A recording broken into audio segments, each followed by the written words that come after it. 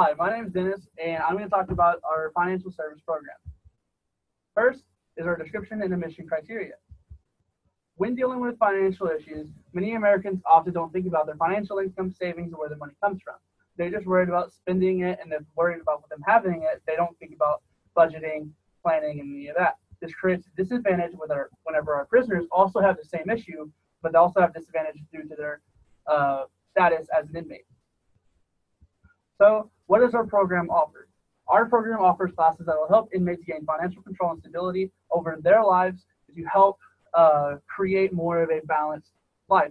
Odds are, if a prisoner knows how to better finance their finances and know where it's going, they'll be able to do better within society. Our goals and objectives for inmates is for them to learn how to balance a checkbook, create a budget, how to manage their credit, learn to save their money and plan for retirement, and be able to track their finances. Eligibility and size. We have qualifications for inmates to come in. We have trustees, and those to be released within 18 months, so that whenever they are released, they'll be able to understand the financial struggles that current Americans are struggling with. They must have good current standing with prison in terms of violence.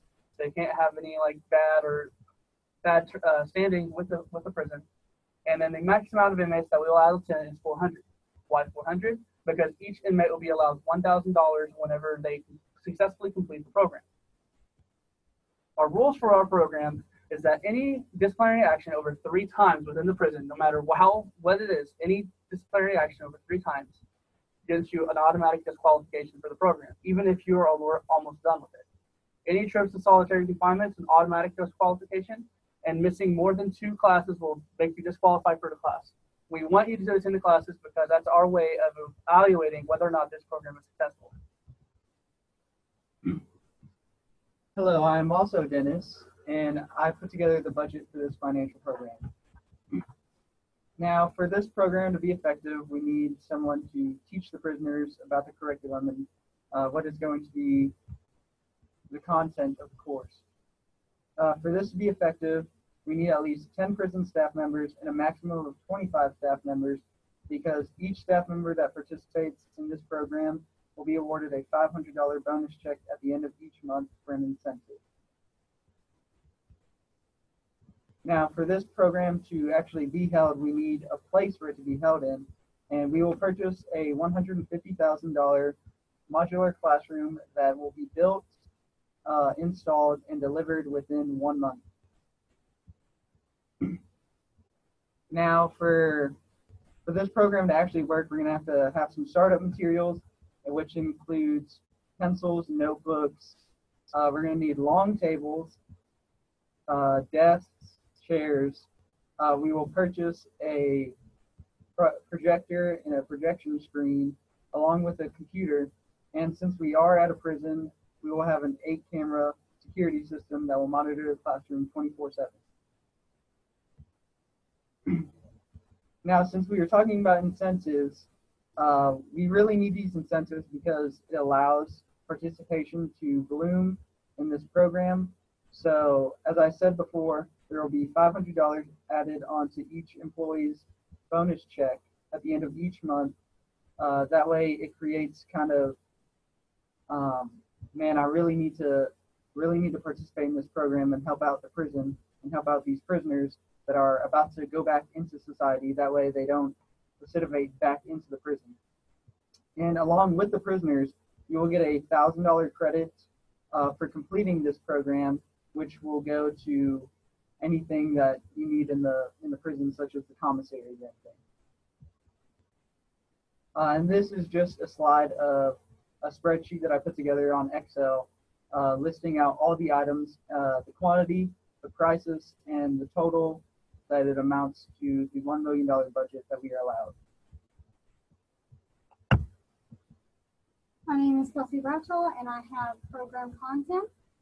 In this financial program, inmates will be learning to do financial tasks that will better life back in society, because they have been out so long that they have become detached from the things that they are going to need the financial support on, such as house payments, managing their money, since they don't have a hands-on with any sort of money or income minus the commissary. Balancing a checkbook is one thing that people might not know how to do once they go in or remember how to do once they come in. The things to learn when it comes to that will be how to write down each transaction, be aware of bouncing checks, and how to compare their bank statements to what they have spent and how much money they do have currently. They will also learn how to manage a credit card. You will have to learn how to build good credit, especially after coming out of prison, because good credit can help you with getting houses, getting cars. They have to be aware of unnecessary spending. After having this freedom of all this money, they'll have to learn not to just go out and blow it all. They'll have to learn how to pay off their credit charges, because if they don't, they'll come into the problem of interest rates, and then before they know it, they're in major debt. They'll learn to money budget, things learning, putting back money for bills. If you have a $500 rent and you got paid $1,000, you know to put that $500 back in order to make sure you can pay your bills on time. They'll also be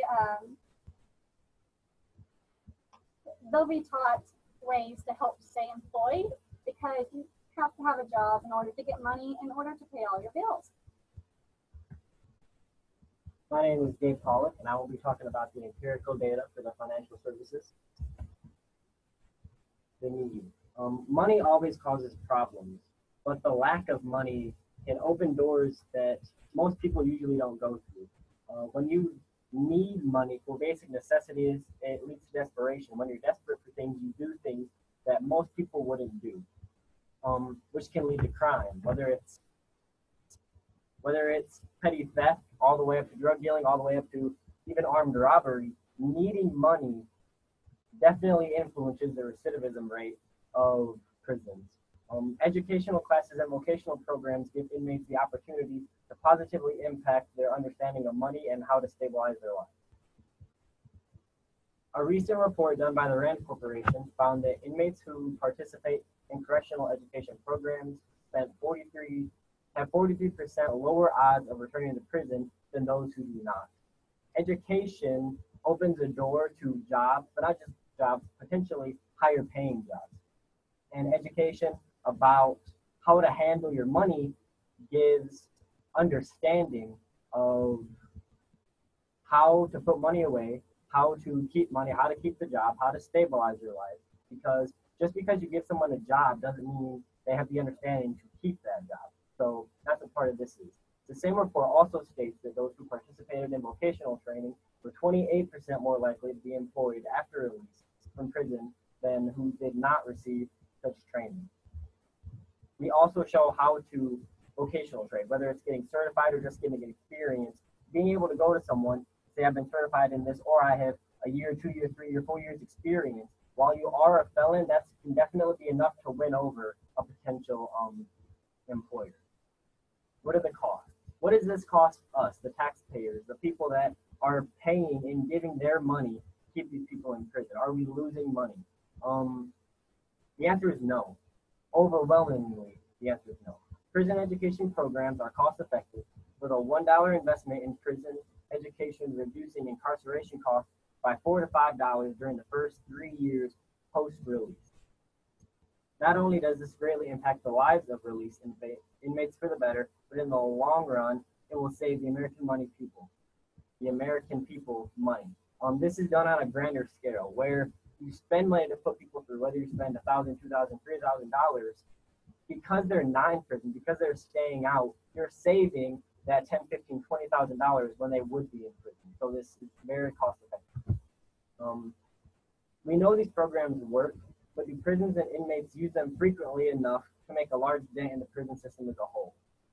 No, and not exactly, not yet. Statistics show that less than half of soon-to-be inmates receive any instruction prior to their release. Soon to be, whether that's a year, 18 months, 2 years, people that are going to be released, half of them have nothing to do with this, whether it's because the prison doesn't offer or whether it's because they choose not to. Half of the people leaving prison have gained no understanding about how to handle their money, how to keep a job, how to get a job. They have the same knowledge coming out as they did going in, and that doesn't really help any of us. However, with the normality of these classes in prisons gradually rising, One can only hope that these options become more widespread. As these options become more widespread, the inmate use of said options are taken and lives are changed for the better. In prison, the population the population average for not having a GED or the equivalent, so graduating high school, is usually around twice whatever the national average is. That RAND report said in the general population of free people, it's around 19%, and about 40% of the prison population hasn't graduated or doesn't have a GED. Programs that impact financial lives of inmates are very important and useful, but are not implemented enough to make a huge dent in the prison population. These people are not they're not the same. These are criminals. These are people who have been kind of put into this life.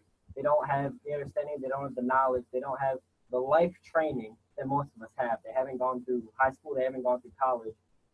So they're starting at a farther away spot than most of us are. As these prisons are put into place more and more, we should see recidivism rates get lower, while the lives of released inmates will continue to get better and more safe.